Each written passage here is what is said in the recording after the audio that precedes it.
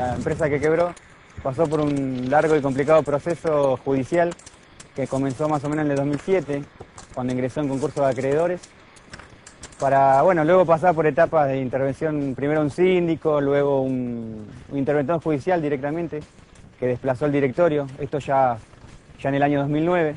Mientras tanto, a partir de justamente el 2009, comenzaron a debernos sueldos, hasta que el día de la quiebra, el 5 de mayo de este año, se nos debía 6 meses de sueldo, más aguinaldo, vacaciones y demás. Me comunica un compañero de FADIP que había problemas en la fábrica y que si podían tener una reunión conmigo. Yo justo estaba cerca de la zona y le dije que me esperaran. Y alrededor de las 6 de la tarde nos reunimos en la fábrica FADIP y me consultaban que la empresa había quebrado, todo lo demás. Bueno, rápidamente busqué a través del expediente, todo lo demás, les expliqué cómo era el proceso. Y bueno, así quedamos que el día lunes próximo íbamos a tener una reunión aquí y que si ellos lo permitían así, vamos a hablarle a todos los compañeros y explicarle el proceso. La decisión corría por ellos.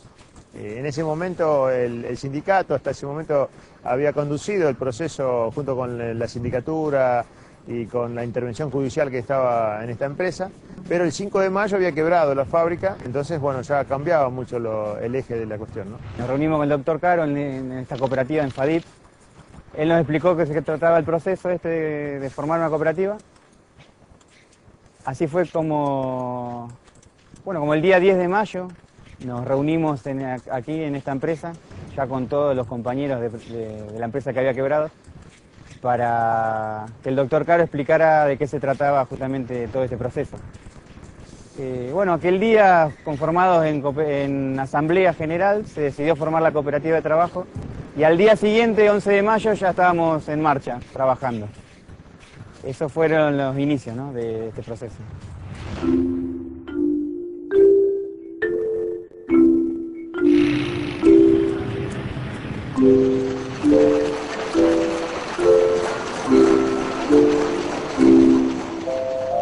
¿Qué sintieron? ¿Qué emociones? ¿Qué recuerdan, por ejemplo, cuando se enteraron, si bien ya la empresa venía con tropezones, con atrasos salariales, el día que llegaron y se enteraron que había cerrado, o cuando la fábrica cerró? ¿Dónde estaban ustedes? ¿Acá, en su casa? ¿Les llegó un telegrama? ¿Qué recuerdan de ese día? Bueno, estábamos acá trabajando. Lo que yo sentí creo que fue total, con mis compañeras, desamparo total. ¿Cómo te enteraste? ¿Vos estabas trabajando? Hicieron una reunión. Una reunión, nos llamaron. ¿Quién lo llamó? Jefe de personal, junto con los demás de la administración, ¿no? Y sí, nos dijeron que bueno, que había quebrado, que la empresa había mandado a la quiebra. Entonces, a vos hubo una reunión, el jefe de personal le dijo, lo lamentamos mucho, la jueza decidió la quiebra. ¿Y qué le dijo? ¿No hay más trabajo? Váyanse a su casa, después vamos a ver, nos juntamos de vuelta, ¿qué? Nada. Dijeron eso nada más. Antes también nos habían dicho que nos querían abonar el 50% de indemnización y a las 2 horas vinieron y dijeron que pasamos la quiebra. Si no han dejado de jugar con nosotros hasta el último minuto. Claro, teníamos esperanzas porque la fábrica estaba intervenida. Había un interventor. Hasta último momento decía que venían las cosas bien, que tengamos paciencia, y de golpe y porrazo de la noche a la mañana vinimos a trabajar un día. A las 3 de la tarde nos convocaron en una sección a todo el personal. La mitad, porque la mitad se había ido a las 3 de la tarde. A las 2 de la tarde y fue terrible porque hasta ese momento parecía que venía todo bien encaminado. Que la cosa venía a tropezones pero mejorando. Claro, porque teníamos abogados, interventores y todas esas cosas. Y vos estabas diciendo algo, Marilena. La mitad del personal se había ido ya cuando nos avisaron. Quedamos casi todas mujeres acá. Los hombres ya se habían ido a las 3 de la tarde. Esperaron que se vayan los hombres porque ya lo estaban sabiendo. Nosotros suponíamos que ellos ya sabían que esto se había ido a quiebra.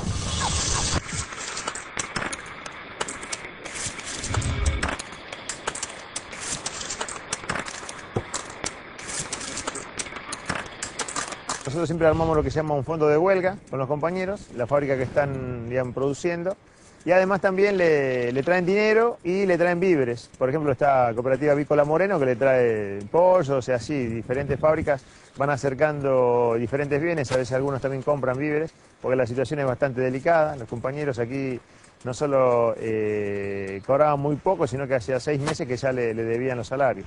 El principal escollo eran las propias personas, ¿no? Los propios compañeros que se convencieran de que esto era posible, ya que la mayoría de la gente obviamente decía que no, que era imposible. La sindicatura obviamente decía, o la gerencia, que aquí no quedó nadie, decía que se necesitaban 3 millones de pesos para poner en marcha la fábrica. Bueno, aquel día 10 de mayo, por suerte, más de 100 personas votaron que sí, que se conformara la cooperativa.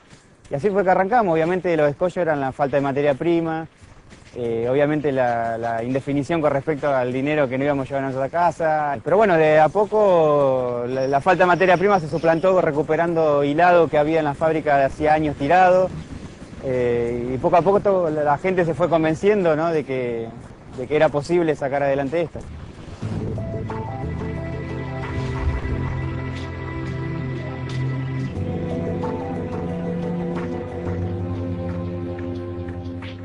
Bueno, vos fuiste a tu casa.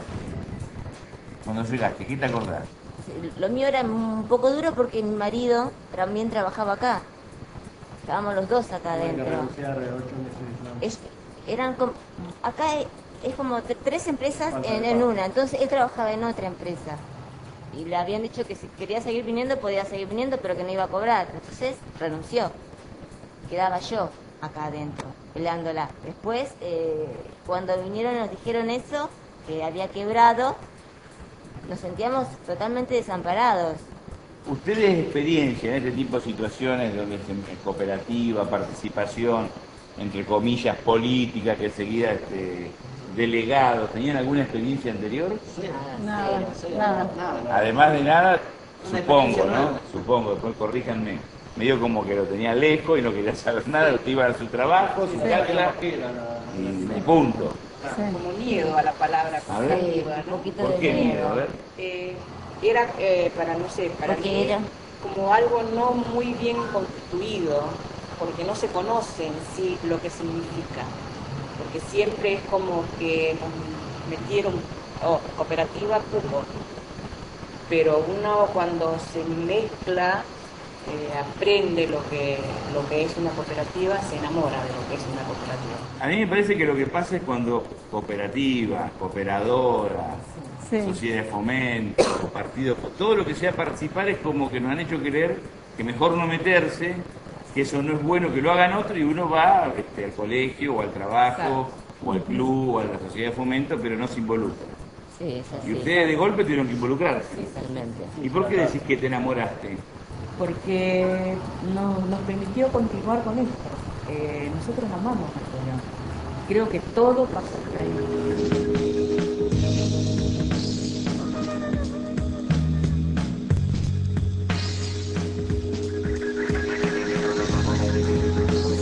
Nosotros lo que teníamos la expectativa de que esto mejore, nosotros queríamos trabajar. Vos habías puesto todo.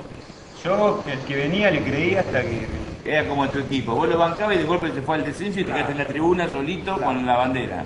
Eso, así pasa.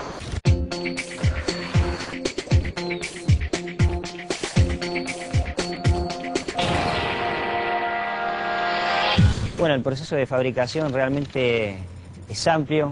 Lo bueno de que esta cooperativa cuenta prácticamente con todos los sectores, como para que entre la materia prima, digamos, la fibra de algodón, por un decir, y salga terminado el artículo completo, un producto completo para sacarlo a la venta. Podemos decir que te ingresa la fibra de algodón y puedes fabricar desde el hilo, en distintos tipos de título o grosor de hilo. Pasaría a la tejeduría, donde tenemos diferentes tipos de telares, que cada telar tiene un artículo diferente, trabaja con un hilado diferente y obviamente sacás diferentes productos. De la tejeduría pasa al revisado. Después del revisado y que está en condiciones, del primer revisado pasaría a lo que es la tintorería seca, donde se le hace un par de tratamientos a la tela, se la termofija, luego de la tintorería seca pasa a la tintorería húmeda en el caso del teñido, ¿no es cierto? Se tiñe la tela, los diferentes tipos de tela llevan distintos tipos de máquinas, después volvería a la tintorería seca para secarlo, darle el aprestado. En el caso del estampado, bueno, se saltaría a la tintorería y pasa directamente a estampar. Trabajamos con varios anchos de tela, desde el 1,50 m hasta los 2,80 m, podemos tejer acá. Y bueno, después de estampado pasaría a lo que es fraccionado y de ahí sigue el curso hasta las confecciones. Bueno, obviamente en las confecciones se da la terminación del producto, ¿no es cierto? Depende de lo que sea frazada, es el sector de confección donde va.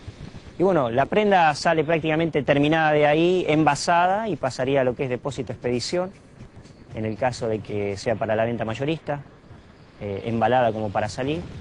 Y bueno, también contamos con la tienda de la venta al público, ¿no es cierto? Como que en ese caso puede ir la mercadería no empaquetada con cantidad estándar, sino que bueno, obviamente la tienda maneja otros volúmenes. La empresa cuenta desde un principio del producto, como ser la fibra, hasta sacarlo empaquetado en bolsa, en caja, y que lo pueda recibir el cliente nuestro.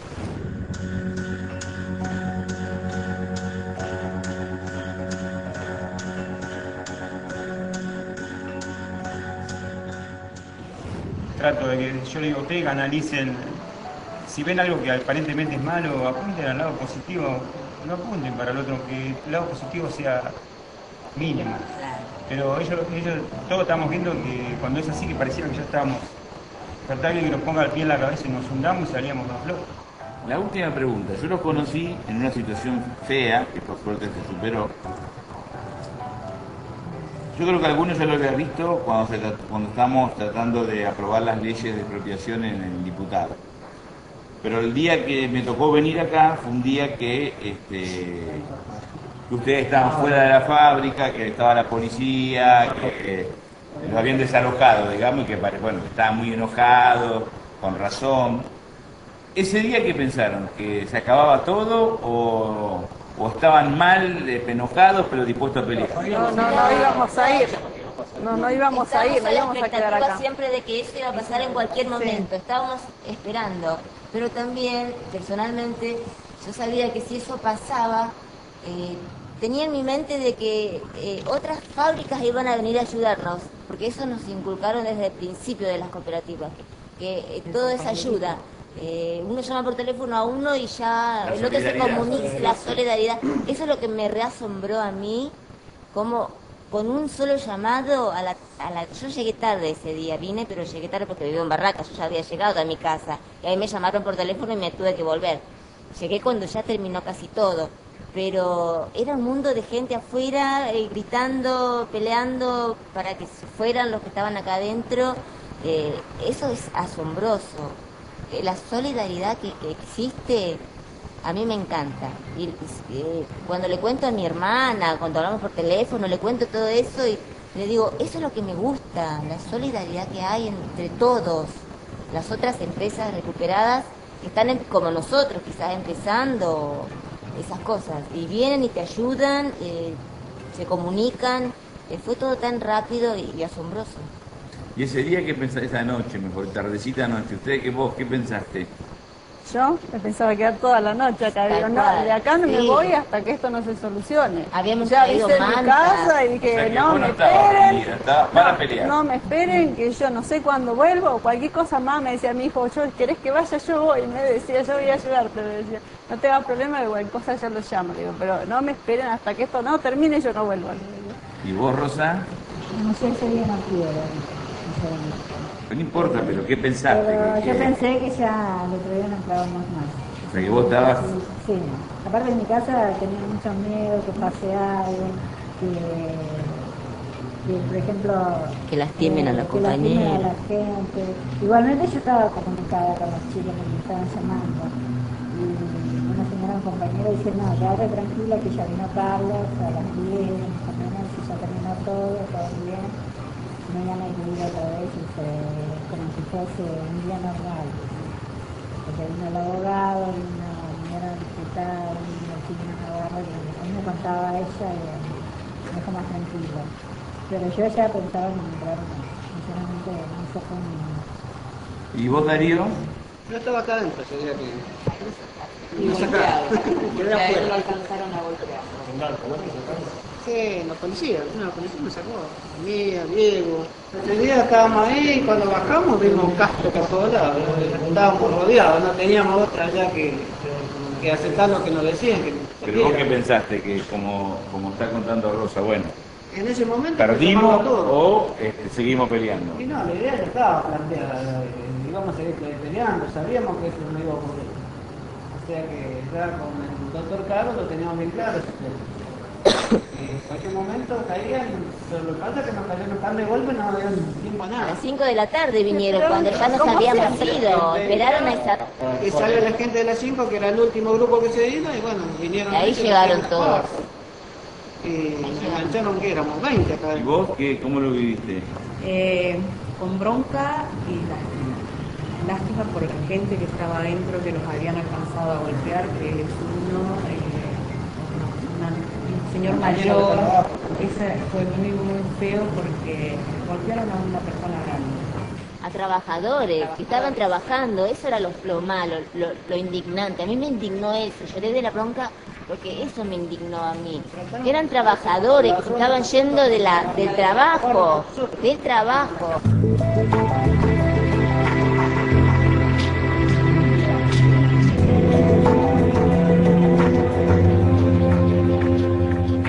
La diferencia es muy grande. Cuando vinimos estaba todo parado, absolutamente parado.